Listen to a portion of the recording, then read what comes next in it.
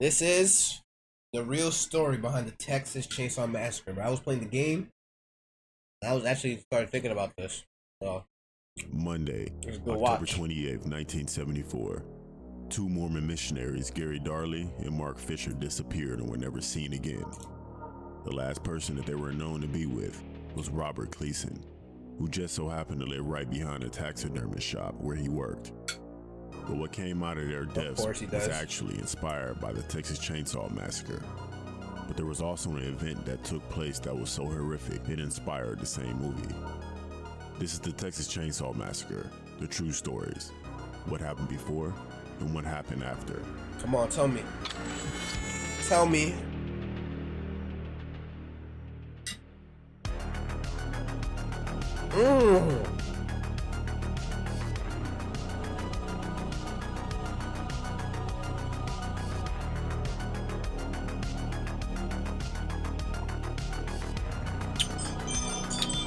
Whoa, man. This food I'm eating right now. Woo!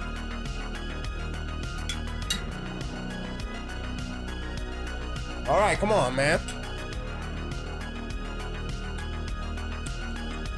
I got you, bro. You gotta get those 10 minutes, and I got you. What's this? They lived very, very long lives. They could not have expected, nor would they have wished to see as much of the mad and macabre as they were to see that day. For them, an idyllic summer afternoon drive became a nightmare. Born Edward Theodore Gain on August 27, 1906, in La Crosse, Wisconsin, Ed was raised by his religious and domineering mother, Augusta. She raised Ed and his brother, Henry, to believe that the world was full of evil, that women were vessels of sin, and that drinking and immortality were the instruments of the devil. Frantic to protect her family from the evil which she believed lurked around every corner, Augusta insisted that they move from La Crosse, which she called a sinkhole of filth, to Plainfield, Wisconsin. Even there, Augusta had the family settle down outside of town, since she believed that living in town would corrupt her two sons. As a result, Ed Gain only ever left his family's isolated farmhouse to go to school, but he failed to establish any meaningful connections with his classmates, who remember him as a socially awkward and prone to odd, unexplained fits of laughter. Ed's lazy eye and speech impediment made him an easy victim of bullies. Despite of all this, shaking my head, man. His mother. His father was an alcoholic who died in bullying is wrong. He absorbed his mother's lessons about the world. He seemed to embrace her harsh worldview. Though Henry sometimes stood up to Augusta, it's the mom's fault, brother. He was socially awkward. So it's perhaps not a surprise that Ed Gain's first victim was likely his older brother, Henry. In 1944, Ed and Henry set out to clear some vegetation in their fields by burning it away.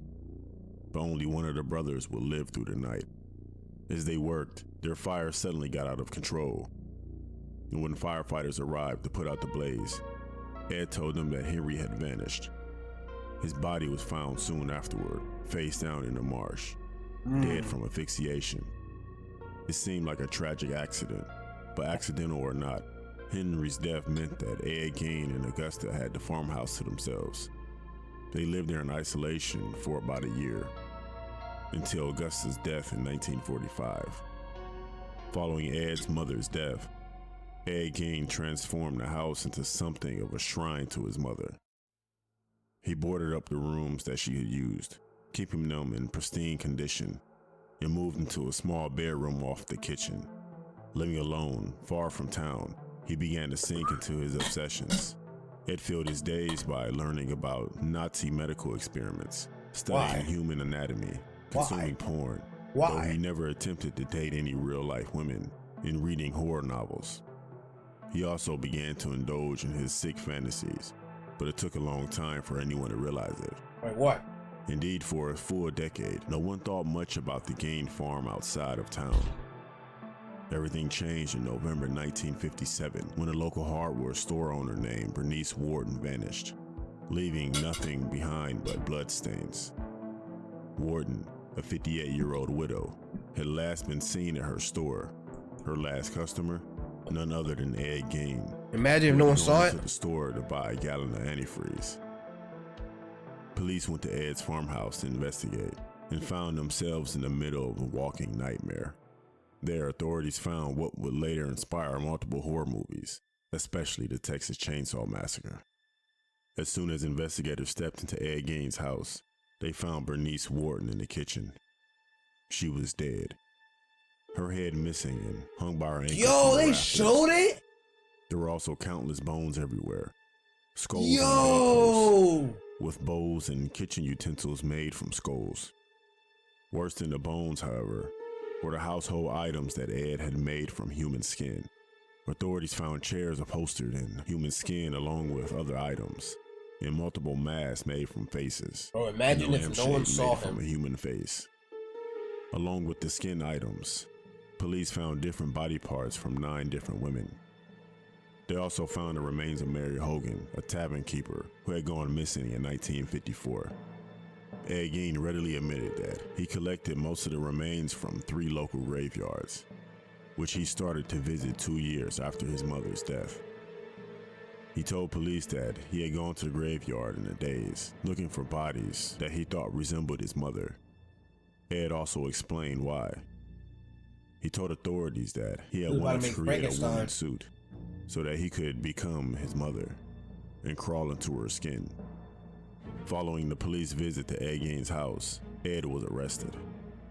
He was found not guilty by reasons of insanity in 1957. What? And sent to the Central State Hospital for the criminally insane, where he was diagnosed with schizophrenia. Then his farmhouse burned to the ground. 10 years later, Ed was deemed fit to stand trial and was convicted of the murders of Bernice Wharton, but just of Bernice Wharton. He was never tried for Mary Hogan's murder because the state allegedly saw it was a waste of money. Ed was insane, they reasoned. He would spend the rest of his life in hospitals either way. But that raises the chilling question. How many people did Ed Gein really kill? Right. Until his death in 1984 at the age of 77, he only ever admitted to 2 people, which was Wharton and Hogan. The other bodies, which police found as many as 40 in his home, he claimed that he robbed from the graveyards. We may never know how many people fell victim to Ed Gein. 40 graveyard bodies? But it is certain that Ed Gein stands as one of history's most disturbing serial killers. But they would be able to connect them to murders or missing. Oh, it's still going?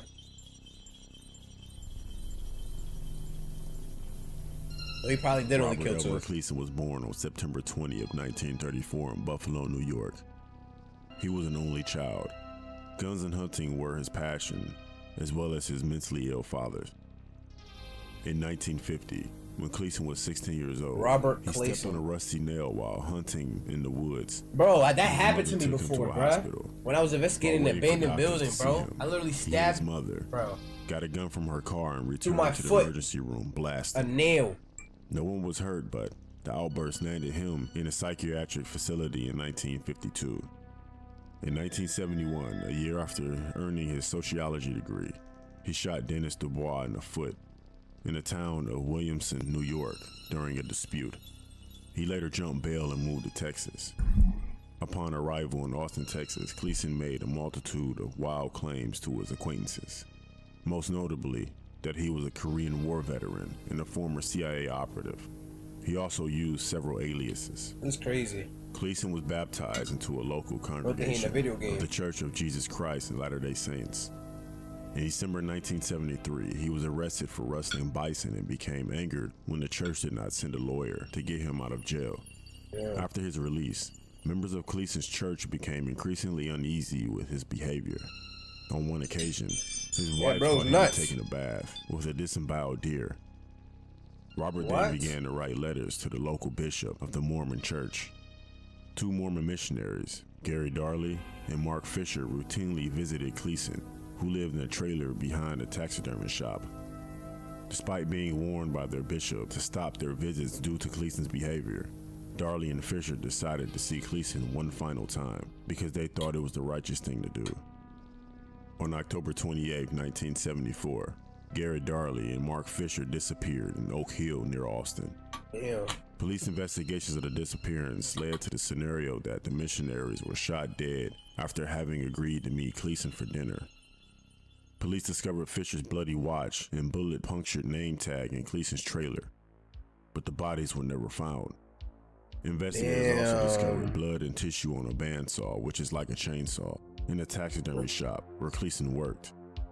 Prosecutors at Cleason's 1975 murder trial it's always taxidermy stuff, bruh. Victims and buried their remains. Cleason was believed to have held a grudge against the church after he felt the church members did not support him during his trial. Cleason was convicted and sentenced to death, but in 1977, after 2 years on death row, Cleason was convicted and sentenced to death, but in 1977, after 2 years on Texas death row. What? Am I tripping? And sentenced to death, but did not support him during Am I tripping? trial. Did he just say that twice? Cleason was convicted and sentenced to death, but in 1977, after 2 years on death row, Cleason was convicted and sentenced to death, but in 1977, after 2 years on Texas death row, an appeals court overturned Cleason's conviction. The What? appeals court ruled that. How do you get fat in jail? How do you get fat in jail? What? How can you do that?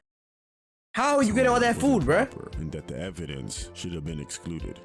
Authorities opted to. Bro, look how not big he try got in jail. Cleason was convicted of other crimes, but what happened in 1974 with the Mormon missionaries is what was inspired by the Texas Chainsaw Massacre movie, which just so happened to come out 3 weeks before the crime.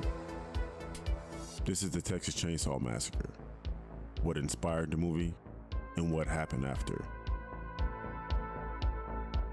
I'm not the monster that I was portrayed, and if they dig a little deeper, well, they'll find out that I'm just an every sort of guy. What?